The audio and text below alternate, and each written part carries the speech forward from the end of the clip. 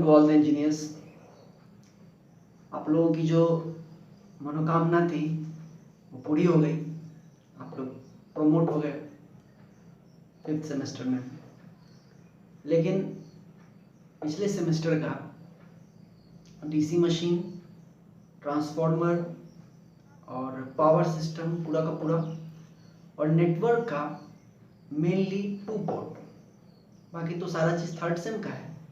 तो third same का तो नेटवर्क है इंपॉर्टेंट। फोर्थ सेम का जो अलग से था उसमें से 2 पोर्ट जो है, इतनी जो चीज़ें हैं वो बहुत इंपॉर्टेंट है कंपटीशन पॉइंट ऑफ व्यू से।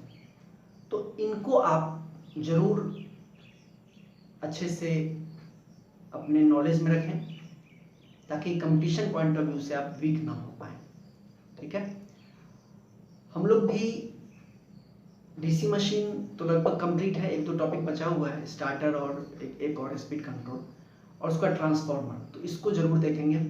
और 2 पोर्ट में कुछ पॉइंट्स हैं उनको देखेंगे। उसके साथ आपका ये खत्म हो जाएगा। पावर सिस्टम पिछले सेमेस्टर का पूरा थ्योरी पार्ट है, उसको आप खुद से पढ़ सकते हैं और अगर हमें टाइम मिला तो कभी बीच में उसको रिवीजन कर लेंगे।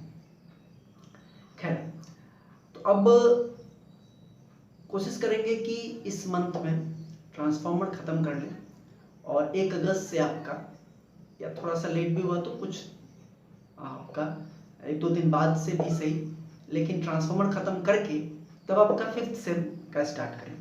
5th सेम में हम आपको 3 सब्जेक्ट पढ़ाते आ रहे हैं, वही पढ़ाएंगे। एसी मशीन, पावर सिस्टम 2 जिसको कि स्विच गियर एंड प्रोटेक्शन नाम से दिया हुआ होगा, और इंडस्ट्रियल ऑटोमेशन जो कि कंट्रोल सिस्टम का पार्ट 1 है, और पार्ट 2 आपको 6 सेम में पढ़ना होगा। ये 3 सब्जेक्ट हम पढ़ाते आ रहे हैं। इसके अलावा 2 सब्जेक्ट और है आपको, यूटिलाइजेशन ऑफ इलेक्ट्रिकल एनर्जी और इलेक्ट्रिकल ट्रैक्शन, तो ये आपको देखना पड़ेगा कहीं और से। तो बाकी ये 3 सब्जेक्ट्स की रिस्पॉन्सिबिलिटी मेरी रहेगी। और इस सेमेस्टर में जो कि पहले से डिसाइडेड है कि ऑनलाइन ही पढ़ाना है, इसलिए सब कुछ एक शेड्यूल वे में एक अच्छे तरीके से होगा। जहाँ तक फीस की बात है तो 3 सब्जेक्ट का फीस 3000 रुपया रखा गया इस पर ऑनलाइन के कारण। लेकिन मेरे किसी भी लेक्चर पे आपको कोई लॉक या प्राइवेसी नहीं मिलेगी, ताकि जिनके पास नहीं भी हो पैसा प्रेजेंट में तो वो भी वीडियो देख सके, उसके कारण आपका पढ़ाई नहीं डिस्टर्ब हो, कंटिन्यू पढ़ाई आपकी चलती रहे। इसलिए कोई भी लॉक या प्राइवेसी टाइप का नहीं है, लेकिन हमारा भी खर्चा पानी इसी से है। इसलिए आप लोग अपनी सुविधा अनुसार, मेरे फ़ोन पे जो मेरा मोबाइल नंबर है वही मेरा फ़ोन पे भी है, तो उस पर आप ज़रूर सेंड करें, क्योंकि फ्री में किसी से कुछ नहीं लेना चाहिए, खासकर टीचर से। हाँ, तो इस सेमेस्टर का तो नहीं पढ़ा पाए, ऐसा कुछ हो गया, मेरे भी घर में प्रॉब्लम हो गया, नानी जी गुजर गई, तो इसलिए नहीं हो पाया सब कुछ ठीक से। फिर भी एक सब्जेक्ट आपको मशीन पढ़ाए हैं और कुछ नोट्स वगैरह आपको भेजे हैं, ये सब मिला करके आप 1500 रुपये इस सेमेस्टर में सब लोग जरूर दे दें फ़ोन पे। और अगले सेमेस्टर में जो 3 सब्जेक्ट है उसका 3000 चार्ज है। ठीक है, और जहाँ तक आपको जो मिस हो रहा है वो हो रहा है आपका टेस्ट। टेस्ट हम लोग नहीं ले पा रहे हैं। देखिए, टेस्ट में जब हम लोग क्लास में भी लेते थे तब भी हम आपको कहते थे कि ये जो टेस्ट है ये आप अपने आप को टेस्ट करें कि आप किस लेवल पर हैं, है ना, उसी के लिए टेस्ट था। उसमें चीटिंग करके या किसी तरीके से नंबर लाना कोई मोटिव नहीं था। मोटिव ये था कि आप अपने आप को टेस्ट करें कि आपकी क्या रैंक, क्या लेवल है आपका, किस लेवल पे आप है, ये इम्पोर्टेंट था। तो उस इम्पोर्टेंस को रखते हुए तो टेस्ट अभी भी हो सकता है। जैसे कि आप लोग प्रिपरेशन करते रहिए, जैसे ही ट्रांसफार्मर ख़त्म होगा वैसे ही हम आपका फुल सिलेबस 4th सेम का टेस्ट लेंगे कंप्लीट। तो टेस्ट क्या होगा, इट इज़ सिंपल। जो हमारा ग्रुप है उस पर हम क्वेश्चंस भेज देंगे आपको, और आपको खुद से, चाहे आप उसका प्रिंट आउट निकालिए, चाहे वहीं पे ऑनलाइन आप उसको बना लीजिए। जो टाइम लिमिट है उस टाइम लिमिट में बिना किसी चीटिंग के, आपके ऊपर है, आपको अपने आप को टेस्ट करना है, पर ज़्यादा नंबर दिखा के कोई फ़ायदा है नहीं, है कि नहीं। तो आप अपने से उसको प्रिपेयर करके 1 घंटे में, जो हमारा टेस्ट का शेड्यूल होता है आपको पता ही है कैसे कैसे क्या होता है, और उसका आप हमको आंसर ऑब्जेक्टिव में, जैसे 1 का ए है आपका, तो एक पेज पे 1 से 60 क्वेश्चन का ABCD ऐसे करके आप हमको भेज देंगे पर्सनली, हमको व्हाट्सएप पे, ग्रुप में नहीं डालिएगा, पर्सनली व्हाट्सएप पे भेज देंगे, तो उसका हम आपको पर्सनली मार्क्स भी भेज देंगे, जिससे आपको एक अंदाजा होगा कि आप 4th सेम का प्रिपरेशन किस तरह से हो पाया। 3rd सेम का भी कंबाइंड उसमें रहेगा, 3rd सेम 4th सेम दोनों कंबाइंड क्वेश्चन पेपर बनेगा इस तरह से, ठीक है। तो ये भी हम लोग करेंगे। और 5th सेम का जो 3 सब्जेक्ट है जो मैंने आपको बताया, AC मशीन, स्विच गियर और इंडस्ट्रियल ऑटोमेशन, इसकी रिस्पॉन्सिबिलिटी मेरी है, इसके लिए आप निश्चिंत रहिए। ये तीनों सब्जेक्ट एग्जाम से पहले टाइम पर और अच्छे से नोट्स के साथ साथ आपका अच्छे से कंप्लीट होगा, ठीक है। अगले सेमेस्टर भी प्रमोट के भरोसे नहीं रहिएगा, ठीक है। इतने दिन तक कोरोना रहने वाला नहीं है, उम्मीद है जल्दी ही वैक्सीन आ जाएगी और ठीक है, और सबको मिलके फिर सब कुछ नॉर्मल होगा। खैर, तो ये सारी बातें हो गई। आप लोग के मन में कुछ कन्फ्यूजन्स था, कुछ फोन आए थे, तो इसलिए मैंने ये सब बातें आपको क्लियर कर दी। अब आते हैं डीसी मशीन के 2 टॉपिक बच गए हैं आपके पास, स्टार्टर और स्पीड कंट्रोल। तो एक टॉपिक जो स्टार्टर का है उसको आज खत्म कर लेते हैं, स्पीड कंट्रोल नेक्स्ट क्लास में कर लेंगे। देखिए, डीसी मोटर स्टार्टर जो हमारा आज का टॉपिक है, आप लोग पढ़े भी होंगे, हो सकता है, थोड़ा सा और इसको देख लेते हैं। देखिए, डीसी मोटर एक सेल्फ स्टार्टिंग डिवाइस है ना। ऐसा नहीं है कि ये रेलवे का पंखा है जिसको कि किसी पेन से घुमाना पड़ेगा तब चलेगा, ऐसा नहीं है। ये सेल्फ स्टार्टिंग है, स्विच ऑन करेंगे इट विल गेट स्टार्टेड। तो ये स्टार्टर क्यों और ये स्टार्टर क्या है, ठीक है। तो स्टार्टर जो है इसमें वो एक्चुअली इसको स्टार्ट करने का मीडियम नहीं है, बल्कि स्टार्ट होने के समय कुछ प्रॉब्लम हो सकता है ना, उस प्रॉब्लम को दूर करने का ये एक इक्विपमेंट है ना। अगर हम लोग बिना स्टार्टर के, डीसी मोटर स्टार्टर के, अगर हम डीसी मोटर को स्टार्ट करें तो हो सकता है कि मोटर में कुछ प्रॉब्लम हो जाए। क्या प्रॉब्लम होगी देखेंगे, ठीक है ना। उन प्रॉब्लम्स को दूर करने के लिए ही डीसी मोटर स्टार्टर यूज करते हैं। ऐसे तो आप सिंपल, आप उसको स्टार्ट करेंगे वो स्टार्ट हो जाएगा, नो प्रॉब्लम, है ना। जैसे खिलौना टॉयज आप देखे होंगे, बैटरी वाला जो कार होता है, ये होता है, उसमें क्या है, आप स्विच ऑन कीजिए वो चलना शुरू, और उनमें स्टार्टर्स की जरूरत भी नहीं होती है क्योंकि ज़्यादा हैवी लोड का वो है भी नहीं। लेकिन जहाँ पे 10 किलोवाट, 12 किलोवाट या इस तरह से लार्ज रेटिंग के डीसी मोटर्स हैं, वहाँ पे स्टार्टर्स की जरूरत है, ठीक है। क्यों है, सपोज एक डीसी संट मोटर लेते हैं, डीसी संट मोटर, ये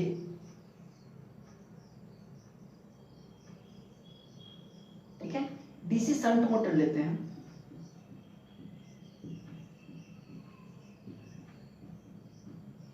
जिसकी रेटिंग है, पावर रेटिंग 10 किलोवाट और वोल्टेज रेटिंग 250 वोल्ट। मतलब कि नॉर्मल कंडीशन में ये मोटर 250 वोल्ट तो वोल्टेज सप्लाई रहेगा ही, और पावर ये कितना देगा, 10 किलोवाट पावर देगा नॉर्मल कंडीशन में। तो नॉर्मल कंडीशन में करंट कितना फ्लो करेगा, load current P equal to VI, तो 10,000 इक्वल टू 250 इंटू I, जो यहाँ का IL है या लोड करंट है या जो भी है, ठीक है। तो IL कितना होगा, 40 एम्पियर, करेक्ट ना। तो नॉर्मल कंडीशन में ये मोटर सोर्स से 40 एम्पियर ड्रॉ करेगा, ठीक है। लेकिन हम लोग बात कर रहे हैं स्टार्टिंग की। जब इसी रेटिंग के मोटर को जब स्टार्ट करेंगे, जिस इंस्टेंट पे स्टार्ट करेंगे उस इंस्टेंट की बात कर रहे हैं। आर्मेचर रेजिस्टेंस आपको पता होता है जनरली काफी कम होता है, हम इसको 0.2 ओम मान के चल रहे हैं। जब आप मोटर को स्टार्ट करेंगे उस समय देखिए, अगर हम लोग इस ब्रांच का इक्वेशन निकालें, ये इसमें अगर इक्वेशन निकालें, कई बार निकाल चुके हैं, तो ये होगा VT equal to EA plus IR, यही होगा ना। एट स्टार्टिंग के समय चूंकि हम लोग को पता है कि omega m equal to 0, starting के समय स्पीड तो होता ही नहीं है जस्ट, तो ओमेगा m अगर 0 है तो EA भी 0 हो जाएगा। क्योंकि EA equal to KA 5 omega M, EA भी 0, और EA अगर 0 है तो VT इक्वल टू क्या हो गया, IAR। समझ रहे बात? स्टार्टिंग नॉर्मल कंडीशन में तो 40 एम्पीयर ले लेगा, लेकिन स्टार्टिंग के समय जब स्पीड 0 है उस समय इस इक्वेशन पे अगर लगाते हैं EA 0 तो IA कितना हो जाएगा, तो therefore IA will be equal to VT upon RA 250 upon 0.2 1250 ampere. Starting normal condition में करंट 40 एम्पीयर होता है और स्टार्टिंग में करंट कितना होता है, 1250 एम्पीयर। अब आप सोचिए कि ये नॉर्मल कंडीशन में 40 एम्पीयर है और स्टार्टिंग में 1250 एम्पीयर है, और ये 1250 एम्पीयर बहुत ज्यादा है। जब करंट बहुत ज्यादा फ्लो करता है तो बहुत सारे प्रॉब्लम्स आ सकते हैं, है ना। तो स्टार्टिंग के समय चूंकि स्पीड कम है, स्पीड 0 है, इसलिए करंट जो ड्रॉ करेगा सप्लाई से बहुत लार्ज करंट ड्रॉ करेगा। उसके बाद क्या होगा, फिर इतने लार्ज करंट के कारण एक टॉर्क भी लेगा, T proportional to phi I, torque लेगा, टॉर्क लेगा, स्पीड बढ़ेगी, स्पीड बढ़ेगी तो EA बढ़ेगा, EA बढ़ेगा तो क्या होगा, फिर IA आपका घटेगा, इट विल वो रिड्यूस होकर के 40 पे आएगा। लेकिन तब तक में 1250 एम्पीयर जो स्टार्ट हुआ और तब तक में तो बहुत कुछ कर चुका होगा। क्या क्या कर सकता है, सबसे पहला जो प्रॉब्लम आएगा इतने लार्ज करंट का, ये करंट यहां से फ्लो करके ब्रश और कम्यूटेटर से जाएगा ना, और ब्रश और कम्यूटेटर आपको पता ही एक दूसरे के ऊपर स्लिप करता है, ब्रश स्लिप करता है, तो इतना लार्ज करंट जब स्लिपरी कांटेक्ट से जाएगा तो स्पार्किंग प्रोड्यूस होगी। उस स्पार्किंग से ब्रश भी डैमेज होगा, कम्यूटेटर भी डैमेज होगा, एक बात। दूसरा, इतने लार्ज करंट से जो आपका आर्मेचर के जो कंडक्टर्स हैं, इन कंडक्टर्स की नॉर्मल करंट रेटिंग देखिए कितना है, 40 एम्पीयर, और स्टार्टिंग में कितना है, 1250 एम्पीयर। तो आपके पास एक ही उपाय है कि 1250 ऐसा कंडक्टर यूज करें जो 1250 एम्पीयर पर भी कुछ प्रॉब्लम ना हो। तो सोचिए आप कि नॉर्मल कंडीशन में 40 एम्पीयर, तो समझ रहे हैं, तो ऐसा कंडक्टर यूज करेंगे जो 40 एम्पीयर पे जो हीट प्रोड्यूस हो उसके कारण वो गले ना, सस्ता पड़ता। लेकिन इस स्टार्टिंग प्रॉब्लम के कारण, है ना, इस स्टार्टिंग प्रॉब्लम के कारण आपको 1250 एम्पीयर के लायक कंडक्टर लेना पड़ेगा, कॉस्ट कितना बढ़ जाएगा, और ये थोड़ी देर का प्रॉब्लम है, उसके लिए आपको इतना प्रॉब्लम होगी। और अगर आप नहीं करेंगे अरेंजमेंट, 40 एम्पीयर के हिसाब से करेंगे अरेंजमेंट, तब तो आपका वायर जल जाएगा, गल जाएगा। ठीक है, दो प्रॉब्लम। तीसरा प्रॉब्लम, जो इंसुलेशन होता है वो टेम्परेचर बढ़ने पर इंसुलेशन डिटेरियोरेट करता है, टेम्परेचर बढ़ने पर इंसुलेशन घटता है। जैसे कि सिंपल आपका वायर है ना, जो हम लोग वायरिंग करते हैं, टेम्परेचर बढ़े, उस वायर के ऊपर प्लास्टिक का कवर होता है, अंदर में कॉपर होता है, ऊपर से प्लास्टिक होता है। अगर ज्यादा अंदर में वायर गर्म हो जाए तो क्या होगा, प्लास्टिक गल जाएगा। तो टेम्परेचर बढ़ने, और वो प्लास्टिक क्या है, वही तो इंसुलेशन है। तो टेम्परेचर बढ़ने पर जो प्लास्टिक है वो गल सकता है, जो इंसुलेशन है वो डैमेज होता है। तो अगर इतना लार्ज करंट जाएगा तो obviously there will be heat loss, इसका स्क्वायर इनटू आर, ये 0.2 है, फिर भी आप 1250 का स्क्वायर कीजिए, इट विल बी लार्ज। तो इतने लार्ज हीट के कारण आपका इंसुलेशन डैमेज हो सकता है। तीसरा पॉइंट, 3 प्रॉब्लम्स हो गए। और चौथा एक और प्रॉब्लम ये हो सकता है कि जब इतना लार्ज करंट फ्लो करेगा तो एक बैक जो टॉर्क लेगा that will be huge, TE proportional to 5IA, flux तो कांस्टेंट है, शंट है, या सीरीज भी मानो तो भी वो तो और I स्क्वायर के प्रोपोर्शनल, I स्क्वायर के प्रोपोर्शनल जाता है सीरीज में। तो टॉर्क बहुत ज्यादा लगना स्टार्ट होगा और वो मैकेनिकली भी डैमेज कर सकता है मोटर को।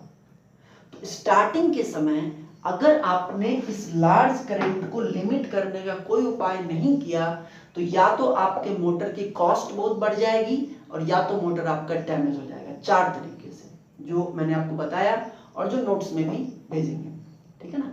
तो यही प्रॉब्लम है स्टार्टिंग का। स्टार्टिंग के समय इसी प्रॉब्लम को रोकने के लिए, कम करने के लिए हम लोग यूज करते हैं डीसी मोटर स्टार्टर्स। ये बहुत ही सिंपल सा छोटा सा डिवाइस होता है, हो सकता है आप अपने लैब वगैरह में देखे हो, नहीं देखा हो तो आप प्रैक्टिकली यूट्यूब पर कई सारे चैनल्स में आप सीधे डालेंगे 3 पॉइंट स्टार्टर या डीसी मोटर स्टार्टर, तो उसका प्रैक्टिकल आपको दिख जाएगा।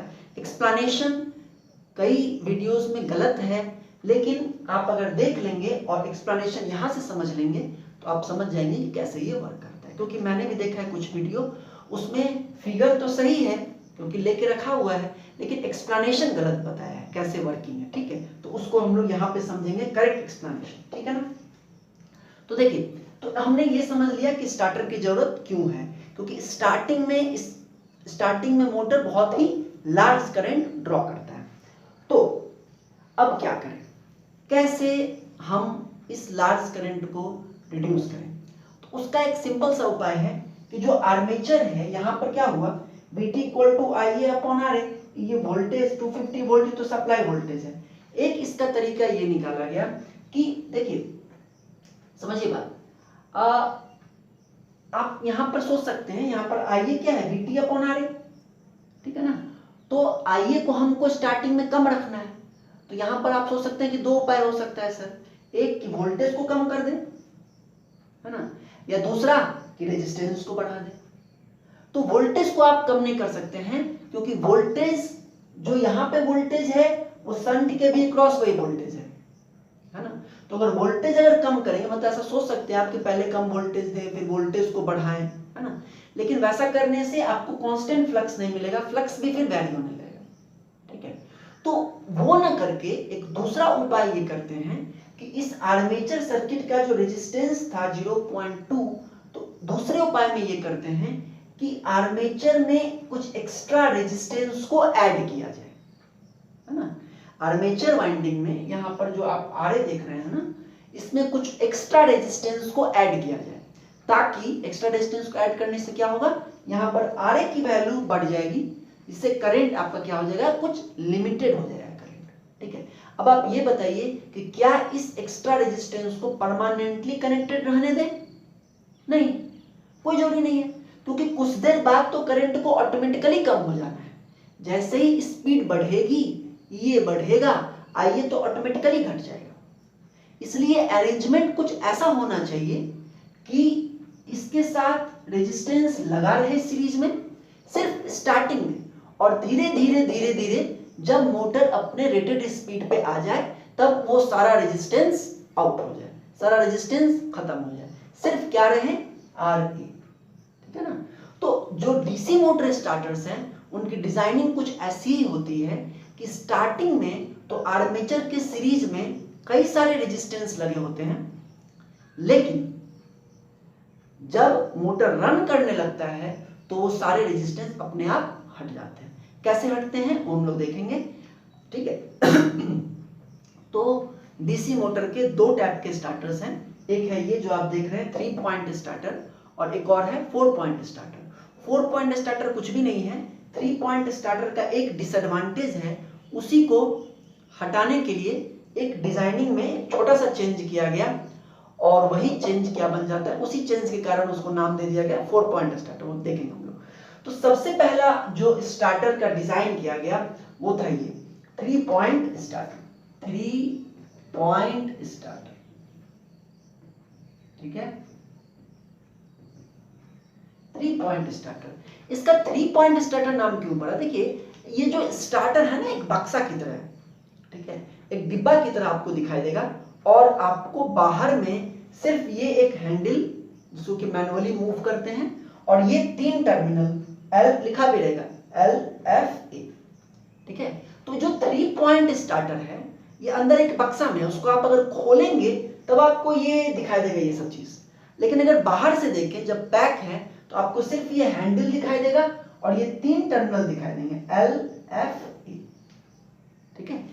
एक बक्सा इस तरह का, देखिए सिंपल, एक इस तरह का आपको बॉक्स दिखाई देगा, यहाँ पर आपको एक हैंडल दिखाई देगा, है ना, जिसको कि पकड़ के आप घुमा सकते हैं, और यहाँ पे 3 टर्मिनल दिखाई देंगे LFA, ठीक है ना। तो आप कहीं इंडस्ट्री में गए और आपको ये स्टार्टर मिल गया, और आपके जो इंजीनियर हैं उन्होंने कहा कि भाई चलो मोटर को इससे कनेक्ट कर दो, मोटर को इससे कनेक्ट कर दो, स्टार्टर से मोटर को कनेक्ट करके चला के दिखाओ, तो आप कैसे करेंगे। तो देखिए ये स्टार्टर है, ठीक है, ये जो है ये इसका इंटरनल कंस्ट्रक्शन है। और 3 टर्मिनल जो आपको मिलेगा वो मिलेगा L, F, A। तो अब आपको अपने डीसी मोटर को कैसे इनसे कनेक्ट करना है, ठीक है। तो ये L जो है, L का मतलब होता है लाइन, L का मतलब लाइन, और L से आपको कनेक्ट करना है आपके डीसी सोर्स के पॉजिटिव टर्मिनल को या नेगेटिव टर्मिनल को। तो जनरली लोग पॉजिटिव टर्मिनल को कनेक्ट करते हैं, ठीक है। यानी L से कनेक्टेड होगा ठीक है, ये स्विच है, और ये क्या है आपका VT कहिए या डीसी सोर्स कहिए, जो भी कहिए। तो ये जो आप देख रहे हैं ना, ये ब्लू से जो डॉटेड है, ये आपका स्टार्टर है, और इससे ये 3 टर्मिनल निकले हुए हैं, और इसके नीचे अब आपको कनेक्शन करना है। तो सबसे पहले L को कनेक्ट करेंगे डीसी सोर्स, जो भी आपके पास बैटरी हो या जो भी हो सोर्स, डीसी जनरेटर हो, उसके पॉजिटिव टर्मिनल या नेगेटिव किसी को भी कर सकते हैं, लेकिन पॉजिटिव को हमने कर दिया L से कनेक्ट, ठीक है। अब यहां पर भी हम शंट मोटर को ही लेके चल रहे हैं। अब जो F है, इस F का मतलब होता है फील्ड,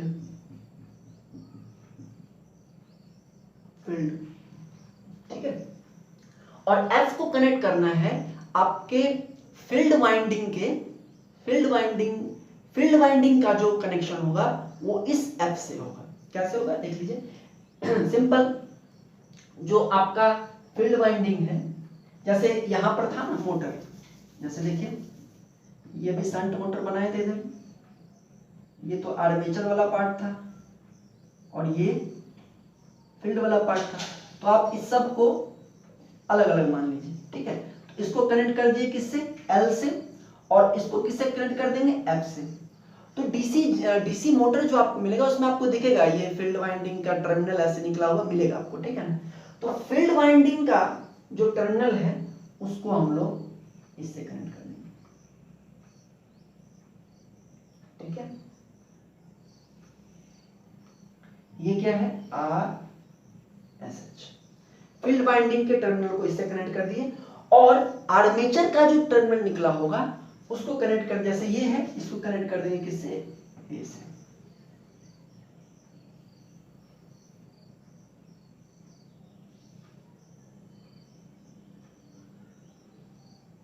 ठीक है।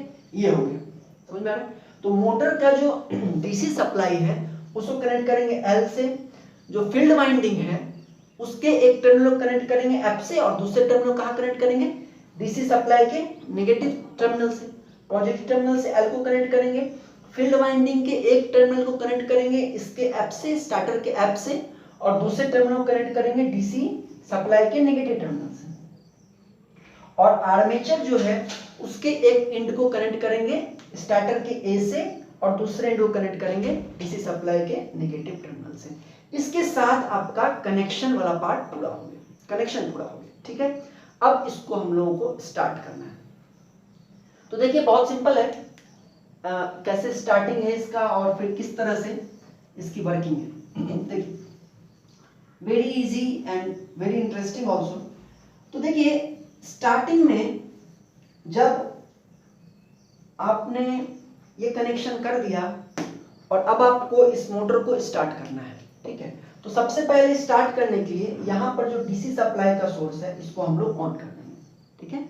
इन दोनों स्विचेस को क्या कर दिए, ऑन कर दिए। देखिए इन दोनों स्विचेस को ऑन करेंगे। सबसे पहले तो आप इसका सर्किट जरा देख लीजिए किस तरह से है। यहाँ से जो पॉजिटिव वायर निकला ये इस L में आया, स्टार्टर के अंदर इन किया, स्टार्टर के अंदर इन करते ही ये एक आयरन का पार्ट है, ठीक है।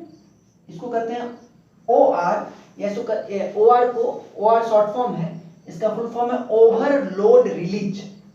ये एक प्रोटेक्शन इक्विपमेंट है, ओवरलोड रिलीज, जो कि अगर ओवरलोड होता है तो उसको, तो हमारे मोटर को प्रोटेक्ट करता है। वर्किंग देखेंगे हम लोग। ये आयरन है और इसके ऊपर ये एक वायर बाइंडिंग करके इसको क्या बना रहा है, इलेक्ट्रोमैग्नेट टाइप का बना रहा है ना। जब करंट इससे जाएगा तो क्या एक मैग्नेट की तरह बिहेव करने लगेगा ना। ऐसे तो ये आयरन है लेकिन इसमें कई बार कॉइलिंग है इस तरह से, तो ये जब इससे करंट जाएगा तो ये एक इलेक्ट्रोमैग्नेट बन जाएगा, ठीक है ना। तो ये जो वायर अंदर गया वो पहले इस OR में इनसर्किल हुआ, उसके बाद ये वायर इस हैंडल में चला गया, इसको कहते हैं हैंडल, और ये भी एक कंडक्टर है। ठीक है। और यहाँ से एक रॉड टाइप का प्लास्टिक का निकला रहता है, वो इंसुलेटर है, उसको आप पकड़ सकते हैं। लेकिन अंदर में ये जो है ये क्या है, ये कंडक्टर है। ये जो वायर यहाँ आया उसको इसमें सोल्डिंग कर दिया गया हैंडल में, ठीक है ना। और ये जो आप देख रहे हैं साइड से, ये स्प्रिंग है, ठीक है। स्प्रिंग कहीं पे एक जगह फिक्स है और दूसरा सिरा हैंडल से कनेक्टेड है, ठीक है। अब देखिए, अब क्या जब आपने इस स्विच को ऑन कर दिया, लेकिन क्या सर्किट कंप्लीट हुआ अभी? नहीं हुआ, क्योंकि ये वायर यहाँ आया, ये यहाँ आया, लेकिन ये और ये तो बस यही है, तो सर्किट तो कंप्लीट हुआ नहीं, करंट नहीं फ्लो करेगा। स्टार्ट करने के लिए हम लोग क्या करते हैं कि सबसे पहले यहाँ का स्विच ऑन किए और उसके बाद इस हैंडल को पकड़ के हम लोग इसको मूव करेंगे और मूव करके सबसे पहले लाएंगे 1 पे, ठीक है। मूव करके सबसे पहले कहां पे लाएंगे? 1 पे। तो सपोज कि ये 1 पे आ गया, ठीक है। हम इसका बनाते हैं थोड़ा सा,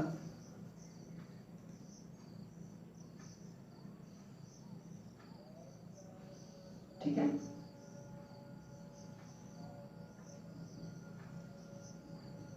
ये 1 पे आ गया, ठीक है। इसको मैन्युअली हमने पकड़ के 1 पे रख दिया। अब देखिए, अब क्या होगा, देखिए ये यहां से वायर कनेक्टेड है इसमें हैंडल में, और हैंडल से यहां आ गया।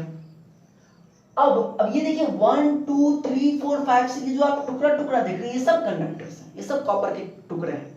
और एक और दूसरे टुकड़ा के बीच में एक रेजिस्टेंस है, फिर दूसरे और तीसरा के बीच में एक रेजिस्टेंस है, तीसरे चौथे के बीच में, इन सब की वैल्यू सेम है। अगर ये 1 ओम तो 1 ओम 1 ओम 1 ओम 1 ओम 1 ओम, सब 1 ओम का।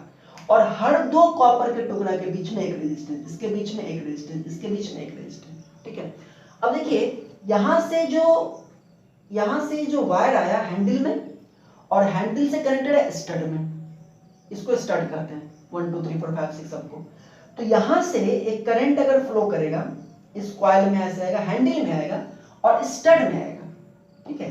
यहां से एक करंट फ्लो करेगा इस तरह से, इसमें घूमते हुए इसमें, फिर इस हैंडल से होते हुए स्टड में। अब स्टड में जो करंट आया उसके बाद यहां के बाद उसके पास दो रास्ता है, एक रास्ता है इधर और एक रास्ता है इधर। जरा इन दोनों रास्ते को हम लोग देखते हैं। जो करंट देखते हैं क्या दोनों से करंट जाएगा या कोई एक शॉर्ट हो जाएगा, किसी एक से जाएगा। देखिए पहले इस रास्ते को देखें, यहां से जो करंट जाएगा ऐसे इधर देखिए, यहां आएगा ऐसे, यहां आया, यहां आया, ठीक है। इसके बाद यहां पर आने के बाद, यहां पे आने के बाद करंट के पास दो रास्ता है, एक रास्ता इधर और एक रास्ता इधर, ठीक है। अब यहां से अब देखिए जरा कि ये रास्ते में जाएगा कि नहीं करंट, ये यहां से इधर आया, यहां, ठीक है ना। यहां से ये करंट आपका इधर है और फिर इधर से ये है ना, ये ऐसे होते हुए, ये इधर ऐसे होते हुए यहां भी पड़ जाएगा, ठीक है।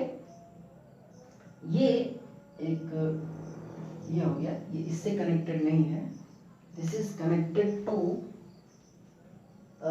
दिस वन, यस, ये इससे कनेक्टेड है, ठीक है। ये ऐसा है, देखिए। तो ये क्या है कि यहां से जो करंट आया है यहां से, इसके बाद करंट के पास एक रास्ता इधर है, एक रास्ता है, क्या ये रास्ता पे जाएगा इधर, ये आया, ये इसमें इधर, तो यहां पर तो ये क्या है, ओपन है।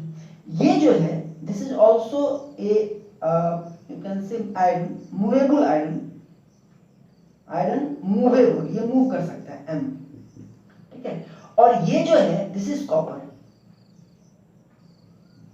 कॉपर जो कि इसके साथ अटैच्ड है। अगर ये ऊपर उठेगा ना, अगर ये ऊपर उठता है तो कॉपर वाला भी ऊपर उठेगा और तब ए और बी आपस में कांटेक्ट बना लेगा। अगर ये ऊपर उठता है तो ये भी ऊपर उठेगा, तब ए और बी कांटेक्ट बनाएगा। लेकिन अभी ये नीचे है, तो क्या ए और बी में कोई कांटेक्ट है? नहीं है। तो क्या करंट ये रास्ता पकड़ेगा? ये तो ओपन है, यानी कि इस रास्ते से करंट नहीं आएगा, ठीक है। करंट यहां आएगा, इधर इसमें जाएगा। यहां पर भी एक कॉइल है, होल्डिंग कॉइल और नो बोल्ट कॉइल, ये भी आयरन है, ये भी इलेक्ट्रोमैग्नेट की तरह काम करेगा। कब देखेंगे? तो ये इसमें वाइंडिंग कॉइलिंग होगी, उसके बाद ये इधर आया, अब ये यहां से आया यहाँ यहाँ, क्या इधर जा सकता है? नहीं, कहां चला जाएगा? Field winding. ठीक है, तो आप पहले ये सोच के बताइए क्या इस पाथ में करंट फ्लो कर सकता है? बिल्कुल कर सकता है, क्योंकि एक रेजिस्टेंस है ना, शॉर्ट पाथ नहीं है। तो यहां से करंट ऐसे आता हुआ, ये बी से होता हुआ, फिर ए पॉइंट से होता हुआ नीचे फील्ड वाइंडिंग में चला जाएगा। और दूसरा पाथ देखिए जरा, दूसरा पाथ में ये रेजिस्टेंस, फिर उसके साथ ये सब सीरीज में आ गए, सब सीरीज में आ गए, है ना। यहां से करंट इसमें, फिर यही इसमें, यही इसमें, फिर ये ऐसे, है ना, ये ऐसे होता हुआ इधर इधर, और फिर सीधे कहां? आर्मेचर।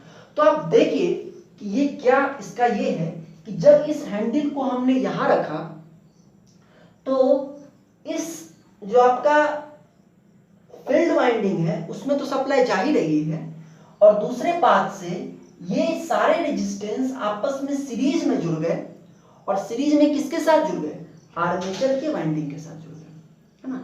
ये सब आपस में सीरीज में तो है ही, आर्मेचर के साथ भी सीरीज में जुड़ गए, और आर्मेचर के साथ सीरीज में जुड़ करके क्या हो जाएगा? जैसे ही हम इसको यहाँ पे लाएंगे, क्योंकि सीरीज में ज्यादा रेजिस्टेंस जुड़ गया, तो हमको यही तो करना था, आर्मेचर के करंट को रिड्यूस करने के लिए हमको रेजिस्टेंस की वैल्यू को बढ़ाना था, है कि नहीं।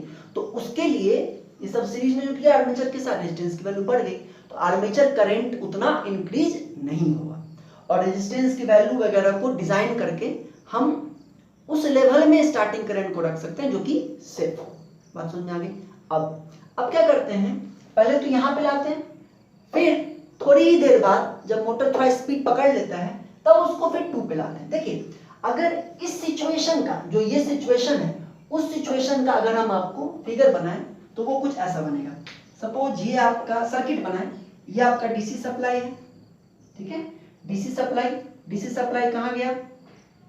ओआर में, है ना, इसको ओआर लिख दिए, और ओआर के बाद ये हैंडल होते हुए उसके बाद इस करंट के पास 2 रास्ता है ना, इस हैंडल से होते हुए करंट के पास 2 रास्ता है। एक रास्ता है जो कि ऐसे आया और इस होल्डिंग कॉइल में आया, और होल्डिंग कॉइल के बाद आरएसएच,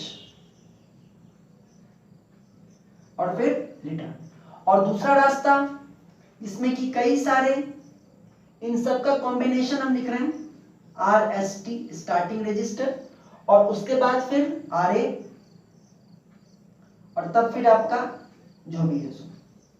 कुछ ये सिचुएशन है, कुछ ये सर्किट है ना, ये सर्किट है। समझ में आ रही बात? हम इसको चाहे तो 6 भी करके लिख सकते हैं, 1 R1 प्लस R2, है ना, 1 plus R2 plus R3 plus R4 plus R5 plus R6। ठीक है, तो स्टार्टिंग में इतने सारे रेजिस्टेंस हो गए, स्टार्टिंग करंट उतना नहीं बढ़ेगा और आपका सारा काम होगा। बात समझ में आ गई? अब जब मोटर ने कुछ स्पीड पकड़ ली तब क्या करेंगे? इस हैंडल को अब 2 पे रखेंगे। अब 2 पे रखेंगे तो सर्किट कैसा बनेगा देख लीजिए जरा, और किस तरह से क्या चीजें होंगी। जब आप इसको 2 पे रखेंगे तब क्या होगा देखिए, सर्किट से समझ में आ जाएगा आपको। जब इसको हम लोग 2 पे रखेंगे तो करंट यहां से ऐसे फ्लो किया, यहां पर आया। अब इसका जो करंट 2 स्टार्ट पे आया, अब इसके पास फिर 2 रास्ता है ना। एक रास्ता किधर है, जो 2 पर आया उसके पास एक रास्ता इधर है और दूसरा रास्ता इधर है। यहां से अब करंट बटेगा, पहले 1 से बट रहा था, है ना, और अब यहां से बटेगा। आप इसको नाम दे दीजिए R1, R2, R3, R4, R5, 5 ही है सॉरी, तो R5। ठीक है, R1, R2, R3, R4, R5। तो पहले ये पांचों हो जाते थे सीरीज में आर्मेचर के साथ, लेकिन अब क्योंकि 1 से करंट बट रहा था, अब देखिए 2 से करंट बटेगा। तो 2 से जब करंट बटेगा तो ये R1, अब यहां देखिए, इसको देखिए, R1 से होते हुए HC से होते हुए तब जाएगा RSH में, और दूसरे रास्ते में R2 से होते हुए R3, R4, R5 होते हुए आर्मेचर में जाएगा। तो हम लोगों ने जो बात की थी कि स्टार्टिंग में रेजिस्टेंस होना चाहिए सीरीज में और धीरे धीरे उसको हटना चाहिए, वो चीज हो रहा है। जब आप 1 पे रखे तो सारा का सारा रेजिस्टर सीरीज में हो गया, लेकिन जब 2 पे रखे तो R1 हट गया, है ना। यानी इस सिचुएशन का अगर हम फिगर बनाएं तो इसमें से R1 को हटा दीजिए और R1 को इसके साथ ऐड कर दीजिए। समझ रही बात? R1 इससे हट जाएगा और R1 यहाँ ऐड हो जाएगा। फिर उसके बाद आप 3 पे रखेंगे, तो 3 पे रखेंगे तो क्या होगा, यहाँ R1 प्लस R2 हो जाएगा, यहाँ R2 हट जाएगा। फिर आप इसको 4 पे रखेंगे, तो 4 पे रखेंगे तो क्या होगा, R3 हट जाएगा और यहाँ पर R3 आ जाएगा। इसी तरह से करते करते R3 plus R4 plus R5, इसी तरह से करते करते जब फाइनली जब हम लोग इसको 6 पर ले जाके रखेंगे, मतलब ये पूरा घूम जाएगा इस तरह से। देखिए, जब फाइनली इसको हम लोग 6 पर रखेंगे तो एक्चुअली क्या है, जब आप इसको घुमाते जाते हैं तो ये स्प्रिंग आपको अपोजिट डायरेक्शन में फोर्स लगाते जाता है ना। जब आप इसको घुमाते जाते हैं तो स्प्रिंग आपको अपोजिट डायरेक्शन में फोर्स लगाते जाता है, ठीक है। तो अब देखिए, लेकिन जब आप इसको 6 पर ले आए, है ना, जब इसको 1 से 2 3 4 5 6 पे ले आए, तो जब 6 पे लाएंगे तो इस आर्मेचर सर्किट में कोई रेजिस्टेंस नहीं होगा, सारा का सारा किस में होगा, शंट में होगा। अब देखिए, अब जब 6 पर आ गया तब क्या होगा, अब आप अगर 6 पे स्प्रिंग का फोर्स तो है पीछे की तरफ, लेकिन अगर आप 6 पे लाके इसको छोड़ भी देंगे तो भी ये पीछे नहीं आएगा। क्यों? क्योंकि जो यहाँ HC है, दिस होल्डिंग कॉइल, यहां से जो करंट जा रहा है इससे, उसके कारण ये एक मैग्नेट बन चुका है। और ये तो कंडक्टर है, लेकिन स्टार्टिंग जो फिगर बनाए थे उसमें यहां पर हम एक बनाए थे और इसका नाम लिखे थे सॉफ्ट आयरन कीपर, है ना। स्टार्टिंग वाले फिगर से आप लोग फिगर नोट कर लीजिएगा या फिर नोट्स में तो मिलेगा। तो इसको सॉफ्ट आयरन कीपर करते हैं। ये आयरन है और ये मैग्नेट है, तो इसकी जो मैग्नेटिज्म है, इसका जो मैग्नेटिज्म है वो स्प्रिंग के फोर्स से ज्यादा है। मतलब इस तरह से कॉइलिंग करते हैं, इसका टर्न्स वगैरह इस तरह से रखते हैं कि इसका जो अट्रैक्शन फोर्स है वो स्प्रिंग के अट्रैक्शन से ज्यादा है। स्प्रिंग इस हैंडल को, ये जो हैंडल हमने यहां पर किया, तो स्प्रिंग इसको पीछे खींचना चाह रहा है, लेकिन इसको तो हमको यहाँ रखना है। अब तो ये ऑन पोजीशन है, यहीं पर रहेगा, मोटर चलता रहेगा, तो इसको इस पे कोई पकड़ के तो रहेगा नहीं कि भाई यहाँ एक आदमी को डिप्यूट कर दो कि तुमको बस पकड़े रहना है ना। तो ऐसा नहीं है। तो यहाँ होल्डिंग कॉइल का एक पर्पस तो ये भी है, और भी पर्पस है, लेकिन एक पर्पस ये भी है कि ये इसको यहाँ पे रखता है, पकड़ के रखता है, ठीक है। तो कैसे पकड़ता है, ये खुद एक मैग्नेट बन जाता है, इलेक्ट्रोमैग्नेट बन जाता है, और ये आयरन है। तो और इनका जो अट्रैक्शन फोर्स है वो स्प्रिंग के पुलिंग फोर्स से ज्यादा है। तो आप अगर 6 पे लाकर इसको छोड़ भी देंगे तो भी ये यहाँ चिपका रहेगा, ठीक है। तो ये चिपका हुआ है, उसके बाद आपका सारा काम चल रहा है। अब स्टूडेंट्स का एक क्वेश्चन आता है कि सर, इस ब्रांच का सारा रेजिस्टेंस अगर इसमें आ गया, RSH में आ गया, तो RSH का तो रेजिस्टेंस बढ़ गया, तो RSH का करंट घट जाएगा। बिल्कुल सही बात है, RSH का करंट घटेगा, लेकिन जैसा हम लोग जानते हैं कि RSH का रेजिस्टेंस ऑब्वियसली, मतलब RSH का रेजिस्टेंस जो है वो नॉर्मली भी बहुत हाई रहता है ना। RSH का रेजिस्टेंस नॉर्मली हम लोग देख चुके हैं न्यूमेरिकल्स में भी कि शंट फील्ड का रेजिस्टेंस हाई होता है, तो वो ऑलरेडी हाई है, उसमें इन स्टार्टिंग के रेजिस्टेंस को ऐड करने से बहुत ज्यादा कोई फर्क नहीं पड़ता है, ठीक है। ये बहुत ज्यादा फर्क इनके ऐड होने से उस पर कोई बहुत ज्यादा फर्क नहीं पड़ने वाला है, ठीक है। तो इससे कुछ फर्क पड़ेगा नहीं खास। अब देखिए, तो ये इसकी कंप्लीट वर्किंग हो गई कि किस तरह से ये काम करता है। अब देखिए, इसमें जो दो इंपॉर्टेंट पॉइंट है, प्रोटेक्शन डिवाइसेस हैं, एक है HC होल्डिंग कॉइल और एक है ये OR, इसको समझते हैं।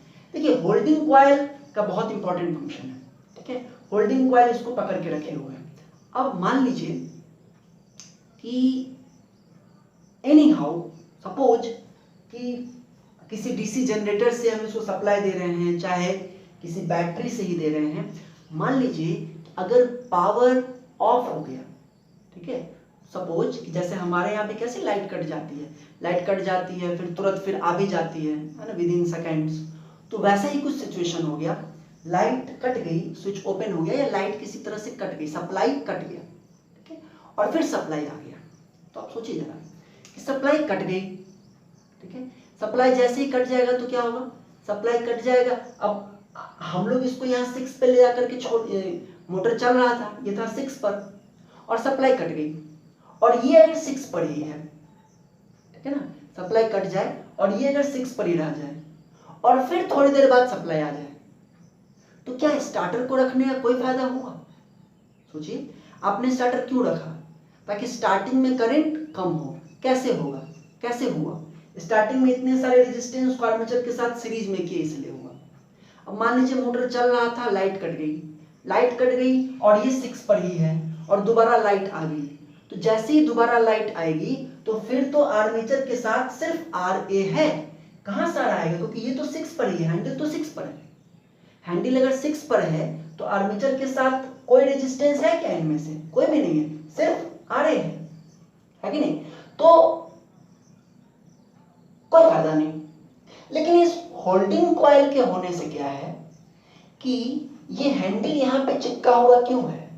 क्योंकि होल्डिंग कॉइल इसको पकड़े हुआ है। होल्डिंग कॉइल कैसे पकड़े हुआ है? क्योंकि होल्डिंग कॉइल एक मैग्नेट बन गया। होल्डिंग कॉइल मैग्नेट कैसे बना?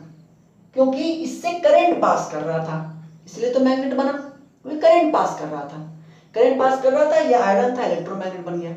अब जब पावर ऑफ होगा तो HC से भी पावर ऑफ होगा, HC से भी करंट जाना बंद हो जाएगा। जब पावर कट गया या वोल्टेज यहाँ पे कुछ नहीं है तो होल्डिंग कॉइल से भी करंट जीरो, यहाँ वोल्टेज नहीं है तो होल्डिंग कॉइल से भी करंट जीरो।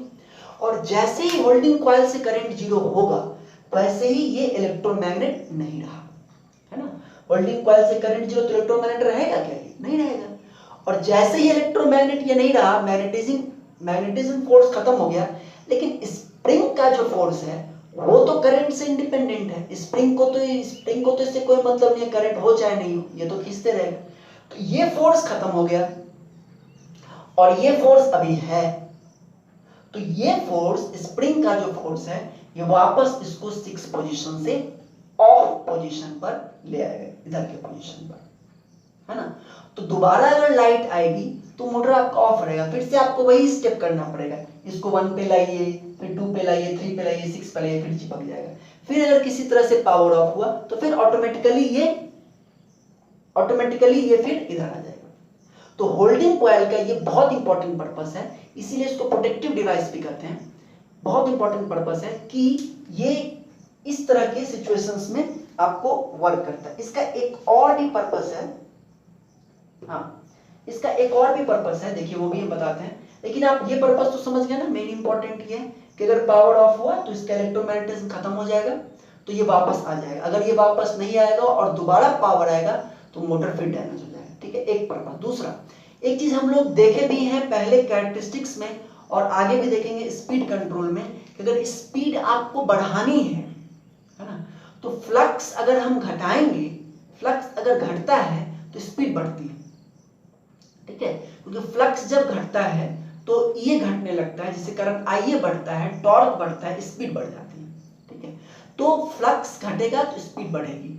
अब देखिए, अगर बाय चांस, अगर किसी कारण से, है ना, आपका जो फील्ड वाइंडिंग का कनेक्शन है चाहे कुछ है वो कट हो जाए, ना, फील्ड वाइंडिंग का कनेक्शन कट जाए, तो फील्ड वाइंडिंग का कनेक्शन जैसे ही कटेगा वैसे ही क्या होगा कि फ्लक्स घटने लगेगा, और फ्लक्स घटने लगेगा तो स्पीड बढ़ने लगेगी, है ना?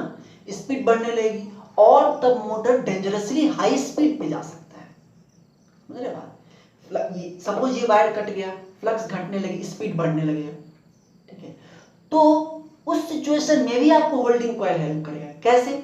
जैसे ही ये कटेगा, है ना, जैसे ही आपका ये जो शंट फील्ड है, जैसे ही ये फील्ड कटेगा वैसे होल्डिंग कॉइल से भी करंट बंद हो जाएगा, है ना? और होल्डिंग कॉइल से करंट बंद होगा तो ये हैंडल ऑफ पोजीशन पे आ जाएगा, और जैसे ये ऑफ पोजीशन पे आएगा वैसे ही आर्मेचर से भी करंट जाना बंद, IA इक्वल टू 0, और करंट 0 तो टॉर्क 0, फिर वो डेंजरस हाई स्पीड नहीं हो पाएगी। समझ में आ गई बात? तो अगर पावर लॉस होगा तो भी, और अगर शंट फील्ड कनेक्शन कटेगा तो भी, शंट फील्ड कनेक्शन कटेगा तो फ्लक्स घटने लगेगा, स्पीड बढ़ने लगेगी, लेकिन उससे प्रोटेक्ट करने के लिए क्या है कि जैसे ही ये कटेगा वैसे ही इससे भी सप्लाई कट जाएगा, और इससे जब सप्लाई कट जाएगा तो क्या होगा, ये हैंडल ऑफ पोजीशन पे आ जाएगा, करंट ही जाना आर्मेचर को बंद हो जाएगा, टॉर्क 0 हो जाएगा और इस फिर मोटर ऑफ हो जाएगा, ठीक है ना? तो ये होल्डिंग कॉइल का ये काम है, ये होल्डिंग कॉइल का ये पर्पस है, दो मेन पर्पस है, ठीक है? अब आते हैं इस पे ओवरलोड रिलीज पे। देखिए ओवरलोड रिलीज का जैसा नाम है वैसा इसका, अच्छा इसको एचसी भी बोलते हैं और एनवीसी भी बोलते हैं। एनवीसी मतलब नो वोल्ट कॉइल, ठीक है। अब देखिए ओवरलोड रिलीज इसका क्या पर्पस है, जैसा नाम है ओवरलोड रिलीज, मतलब कि ये प्रोटेक्ट आपको करता है कि अगर जो मोटर है अगर वो बहुत ज्यादा करंट सप्लाई से लेने लगे, सपोज कि ये आपका मोटर है और किसी कारण से अगर मोटर शॉर्ट हो गया है ना, सपोज कि ये बीच में इस तरह से कुछ हो गया, शॉर्टिंग हो गया, अंदर में आर्मेचर की शॉर्टिंग हो गई या किसी तरह से शॉर्टिंग हो गया, तो जैसे हमारे घर में भी शॉर्ट सर्किट हो जाता है, लार्ज करंट आता है, एमसीबी गिरता है ना, उसी तरह से सपोज ये एक एमसीबी एक तरह का है।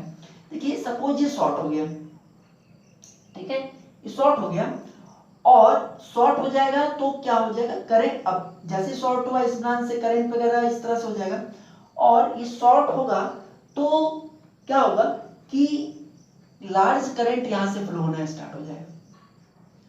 उस केस में जब इधर से लार्ज, या मान लीजिए शॉर्ट नहीं भी है फिर भी अगर 2-3 टर्न भी शॉर्ट है तो भी लार्ज करंट फ्लो करेगा। तो ये जो ओवरलोड रिलीज है ये यही सेंस करता है, इसी चीज को पकड़ता है कि जो मोटर है वो कहीं लार्ज करंट तो नहीं ड्रॉ कर रहा है, लार्ज करंट तो नहीं ड्रॉ कर रहा है मोटर। तो ये कैसे करता है, देखिए जैसे ही यहां से लार्ज करंट फ्लो होगा, यहां से जैसे ही लार्ज करंट फ्लो होगा, इस चीज को समझने के लिए हम थोड़ा सा एक चीज कर रहे हैं। देखो ये जो होल्डिंग कॉइल का स्टार्टिंग पॉइंट है ये है बी और ये पॉइंट क्या है, ए है ना, ये होल्डिंग कॉइल का स्टार्टिंग पॉइंट क्या है, बी है और ए है, और बी और ए एक और भी जगह है, यही बी का पॉइंट जो है एक यहां भी है, तो उसको हम यहां भी दिखा रहे हैं, बी, यही बी का पॉइंट एक यहां भी है और ये ए जो है वो यहां भी है, तो ये ए को हम यहां पे दिखा रहे हैं, ठीक है। तो नॉर्मल कंडीशन में ये ओपन है। अब होता क्या है, होता ये है देखिए कि अगर कंप्लीट शॉर्ट सर्किट ना भी हो, है ना, अगर इंटरनल में कुछ प्रॉब्लम हो गया, इंटरनल वाइंडिंग कुछ शॉर्ट हो गई, ठीक है, और मोटर लार्ज करंट ड्रॉ करने लगा, तो जैसे ही मोटर लार्ज करंट ड्रॉ करेगा वैसे ही इस वाइंडिंग से जो कॉइलिंग की गई है इस आयरन पे ओआर, ओवरलोड रिलीज के, उससे भी लार्ज करंट फ्लो होगा। तो ये लार्ज करंट जो फ्लो होगा तो ये एक इलेक्ट्रोमैग्नेट तो बना ही हुआ है, लेकिन इसका जो मैग्नेटिक फोर्स है वो बढ़ जाएगा। जब करंट इससे बढ़ेगा तो इसका मैग्नेटिक फोर्स बढ़ जाएगा। अब जब इसका मैग्नेटिक फोर्स बढ़ेगा तो ये इस आयरन पीस को अट्रैक्ट कर लेगा ऊपर। अब ये आयरन पीस जब ऊपर की तरफ अट्रैक्टेड होगा तो ये कॉपर भी ऊपर जाएगा। बात समझ आ रही है? अंदर में कुछ प्रॉब्लम हुआ जिसके कारण लार्ज करंट ड्रॉ करने लगा मोटर। जैसे ही लार्ज करंट मोटर ड्रॉ करेगा इसकी मैग्नेटिक इफेक्ट या मैग्नेटिक स्ट्रेंथ बढ़ जाएगी, उसके कारण ये आयरन ऊपर की तरफ खिंचाएगा। ये जब ऊपर मूव करेगा तो ये कॉपर भी ऊपर मूव करेगा। जब कॉपर ऊपर मूव करेगा तो ए और बी दोनों इससे सट जाएंगे, मतलब दोनों कांटेक्ट में आ जाएंगे। मतलब ये जो पॉइंट है बी और ए ये कॉपर के थ्रू कांटेक्ट में आ गया। अब क्या होगा देखिए, अब सिंपल ये है, यहां पर एक शॉर्ट वायर हो गया और यहां पर आपका होल्डिंग कॉइल का कॉइल है, करंट किधर से जाएगा, मतलब कि ये यहां पर था और ये दोनों शॉर्ट हो गया। होगा क्या, यहां से करंट आया इधर, है ना, इधर करंट आया, इसका एक पार्ट तो चला गया आर्मेचर में और दूसरा पार्ट इन रेजिस्टेंस के थ्रू आया यहां। अब आप देखिए यहां पे इन करंट्स को दिख रहा है, एक पाथ इसके थ्रू कॉइल्स के थ्रू और दूसरा पाथ शॉर्ट पाथ। सीधे एक पाथ क्या दिख रहा है, इस कॉइल के थ्रू ऐसे, और दूसरा पहले तो यहां ओपन था लेकिन लार्ज करंट के कारण ये ऊपर गया और इसने कांटेक्ट इधर बना दिया, तो ये दूसरा पार्ट जो है ये इस पाथ में कोई रेजिस्टेंस नहीं है, तो इस कॉइल से ना जा करके करंट इस कॉइल से ना जा करके करंट इस पाथ से चला जाएगा। और जैसे ही करंट इस होल्डिंग कॉइल से नहीं जाएगा वैसे ये क्या हो जाएगा, डीमैग्नेटाइज, और ये डीमैग्नेटाइज हो जाएगा तो इस हैंडल को छोड़ देगा और हैंडल ऑपरेशन पे आ जाएगा। बात समझ आ गई? तो ये जो है ओवरलोड रिलीज ये भी प्रोटेक्शन डिवाइस है और होल्डिंग कॉइल भी क्या है, प्रोटेक्शन डिवाइस है। और ये दोनों मिल करके आपके मोटर को स्टार्टिंग भी प्रोवाइड करते हैं और प्रोटेक्शन भी प्रोवाइड करते हैं। ठीक है, तो ये है आपका 3 पॉइंट स्टार्टर, इंपॉर्टेंट है, ये हो गया। अब देखिए इसमें एक डिसएडवांटेज है। क्या डिसएडवांटेज है? डिसएडवांटेज ये है कि हम लोग पढ़ेंगे स्पीड कंट्रोल में, और जैसा मैंने आपको बताया भी कि स्पीड को मतलब एक लोड है, सपोज ये मोटर है, इसका शाफ्ट ऐसे घूम रहा है और इसके साथ एक लोड ये हमने लगा दिया। ठीक है, अब ये लोड को भी लेकर के घूम रहे हैं, जैसे मान लीजिए ये लोड है, दोनों घूम रहे हैं। ठीक है, अब हमको इसी लोड को मान लीजिए ज्यादा स्पीड पे घुमाना है, we want to increase its speed. ऐसे जनरली ट्रेन्स वगैरह में भी लोड है, कभी 120 kph पे चलता है, कभी कुछ कम पे चलता है, तो लोड को हमको ज्यादा या कम स्पीड पे घुमाने की आवश्यकता पड़ सकती है ना। सेम लोड को जरूरत पड़ सकती है कम स्पीड पे चलाने की, ज्यादा स्पीड पे चलाने की। तो उसके लिए हम लोग स्पीड कंट्रोल्स कई सारे मेथड्स यूज करते हैं, जो हम लोग पढ़ेंगे आगे, है ना। तो स्पीड कंट्रोल का एक जो बहुत पॉपुलर मेथड है कि स्पीड को बढ़ाने के लिए कि फ्लक्स को कम करो, फ्लक्स को कम करेंगे तो स्पीड बढ़ेगा। उसके लिए क्या करते हैं कि जो फील्ड वाइंडिंग है ना, इस फील्ड वाइंडिंग के साथ सीरीज में एक वेरिएबल रेजिस्टेंस लगाते हैं, है ना। फील्ड वाइंडिंग के साथ सीरीज में एक वेरिएबल रेजिस्टेंस को लगाते हैं। अगर स्पीड बढ़ाना है तो फ्लक्स को कम करना है, तो उसके लिए क्या करते हैं, इस रेजिस्टेंस की वैल्यू को बढ़ा देते हैं। इस रेजिस्टेंस की वैल्यू को बढ़ाएंगे, करंट घटेगा, और करंट घटेगा तो क्या होगा, करंट घटेगा तो फ्लक्स घट जाएगा, और फ्लक्स घटेगा तो स्पीड बढ़ जाएगी। ठीक है ना, तो ये एक उपाय हम लोग करते हैं। लेकिन इसी उपाय के कारण एक प्रॉब्लम भी हो जाता है। क्या आप सोच सकते हैं क्या प्रॉब्लम हो सकता है? सोचिए, क्या मैंने कहा कि स्पीड को बढ़ाने के लिए फ्लक्स को घटाना है, और फ्लक्स को घटाने के लिए इस रियोस्टेट को बढ़ा देते हैं। उससे क्या होता है, इधर से करंट कम जाता है, और करंट कम जाता है तो फ्लक्स घट जाता है, स्पीड बढ़ जाता है। लेकिन this is a disadvantage in this case 3 point starter, और इसी के कारण 4 पॉइंट स्टार्टर का आविष्कार हुआ। तो क्या है ये? एक्चुअली में क्या है कि जब आपने इस रियोस्टेट को बढ़ाया, करंट को घटाया, तो यहां का फ्लक्स तो घटा, लेकिन उसके साथ साथ इसका मैग्नेटिक स्ट्रेंथ भी घटा, है कि नहीं? क्योंकि आप स्पीड को बढ़ाने के लिए करंट को कम किए तो इसका भी तो मैग्नेटिक स्ट्रेंथ कम हो गया। अब अगर आप और ज्यादा स्पीड पे चलाना चाहते हैं, आपने रियोस्टेट की वैल्यू को और बढ़ा दिया, करंट की वैल्यू घट गई, तो इट इज पॉसिबल कि इसका जो अट्रैक्शन फोर्स है वो इस स्प्रिंग के पुलिंग फोर्स से कम हो जाए, और ये स्प्रिंग इसको खींच देगा। तो आप चाह रहे थे कि स्पीड बढ़ाएं और मोटर ऑफ हो जाएगा। अरे बात वही वाली बात हो गई, नहीं कहेंगे कि हम चाह रहे थे कि स्पीड बढ़ाए, लेकिन उसके लिए करंट घटा और अट्रैक्शन फोर्स घटा, और ये वापस ऑफ पोजीशन पे आ जाएगा, है ना। चौबे गए छब्बे बनने, दूबे बन के आए। तो दैट इज, तो ये इस प्रॉब्लम को सॉल्व करने के लिए ही एक इसमें स्ट्रक्चर में थोड़ा सा चेंज किया गया। 3 पॉइंट स्टार्टर ना होकर 4 पॉइंट स्टार्टर हुआ। 3 पॉइंट स्टार्टर इसलिए कहते हैं क्योंकि इसके 3 टर्मिनल हैं, और 4 पॉइंट स्टार्टर में 4 टर्मिनल है। तो उसका कंस्ट्रक्शन देख लेते हैं, उसके साथ ये टॉपिक खत्म हो जाएगा। 1 मिनट।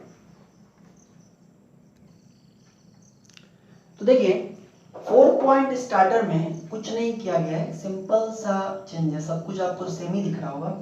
एक सिंपल सा चेंज किया है कि इस B टर्मिनल से इस F को कनेक्ट करके इससे कनेक्ट कर दिया गया है, और A का जो टर्मिनल है उससे इंटरनली एक और रेजिस्टेंस लगा दिया गया ताकि शॉर्ट ना हो जाए, R लगा दिया गया, और उसको L नाम देकर के, लाइन देकर के, मतलब कि 4 पॉइंट स्टार्टर जो कि जनरली आपको मिलेगा इंडस्ट्रीज में, उसमें 4 टर्मिनल निकले हुए होंगे, L L F A।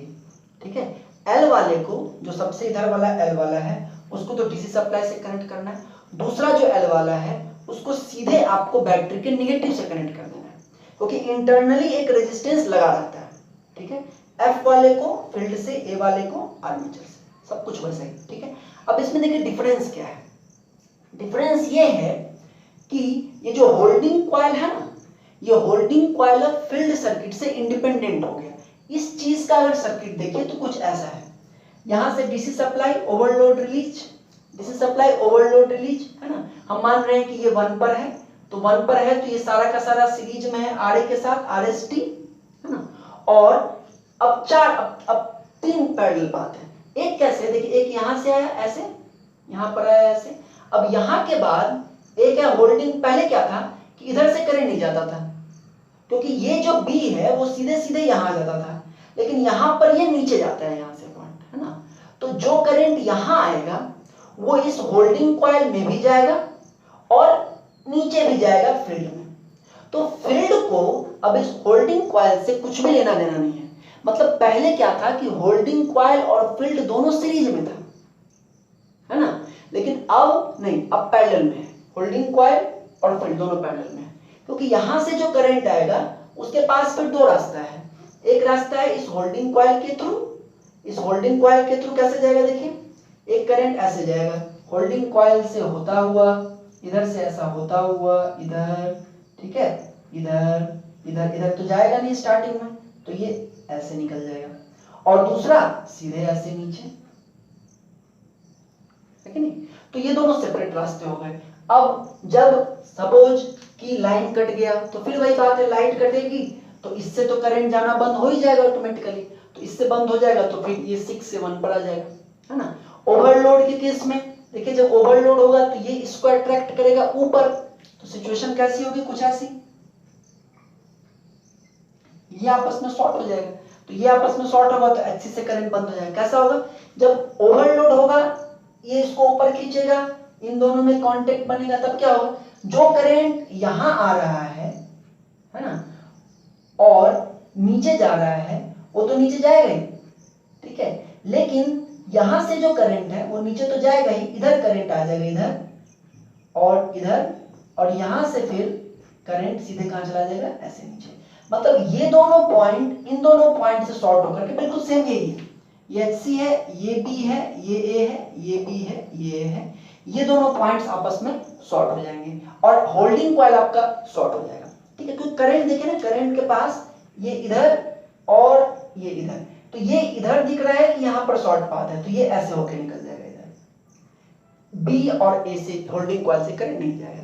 तो मतलब ये है कि इसमें, अच्छा इसको किया क्यों गया, इसलिए ताकि स्पीड बढ़ा सके। तो अब देखिए स्पीड बढ़ाने के लिए अगर हम इसमें रियोस्टेट को ऐड भी करें तो क्या होगा कि इसके रियोस्टेट की वैल्यू को आप बढ़ाएंगे, तो इसके रियोस्टेट की वैल्यू को बढ़ाएंगे, करंट घटेगा, लेकिन करंट घटेगा तो उससे होल्डिंग कॉइल को कुछ लेना देना नहीं।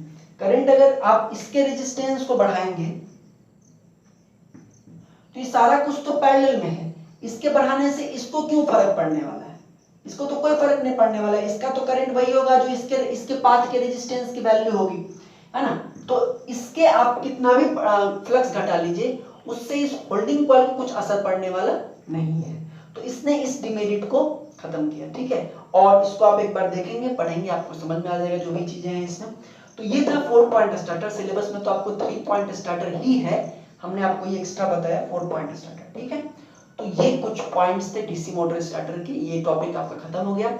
अब नेक्स्ट क्लास में हम लोग स्पीड कंट्रोल के कुछ जो इंपॉर्टेंट पार्ट्स हैं, जो इंपॉर्टेंट पॉइंट्स हैं उनको देखेंगे और उसके बाद ट्रांसफार्मर को स्टार्ट करेंगे, ठीक है। तो आप लोग इसको देखिए और इन सब बातों का ध्यान रखिए। और हाँ, आपके जो जूनियर्स हैं उनका भी 3rd सेम का क्लासेस 1 अगस्त से स्टार्ट होगा और सेम ही सारा चीज़ जो आप लोग के लिए वही है। 3 सब्जेक्ट हम पढ़ाते हैं, आपको पता ही है, नेटवर्क, मेजरमेंट और पावर सिस्टम, वही तीनों पढ़ाएंगे। 3000 फीस है ना, और फोन पे है, वो सब तो आपको पता ही है। तो आज का क्लास यहीं रहने देते हैं, नेक्स्ट क्लास में मिलेंगे तो डीसी मोटर को खत्म करेंगे, ठीक है। Thank you. हाँ 1 मिनट, एक बात और, टेस्ट के लिए प्रिपरेशन स्टार्ट कीजिए। 3rd सेम का network, power system, measurement revision कीजिए और 4th सेम का डीसी मशीन, ट्रांसफार्मर, ठीक है, पावर सिस्टम और नेटवर्क का लैप्लास वाला पार्ट, क्योंकि 3rd सेम के नेटवर्क में ऑलमोस्ट सारा चीजें जो 4th सेम में एक्स्ट्रा है, सिर्फ लैप्लास, फूरियर, 2 पोर्ट और सिंथेसिस। तो फूरियर कभी नहीं पूछता है, लैप्लास जो आपने मैथ में पढ़ा है वही है, थोड़ा बहुत जो नेटवर्क है वो आपको पढ़ा भी चुके हैं, ठीक है वो, और 2 पोर्ट बस, सिंथेसिस आज तक नहीं पूछा कभी। तो इन इतनी चीज़ों को रिवीजन कीजिए, ठीक है। ट्रांसफॉर्मर पढ़ा करके तब आपका हम एक टेस्ट लेंगे। ओके, अब बंद करते हैं।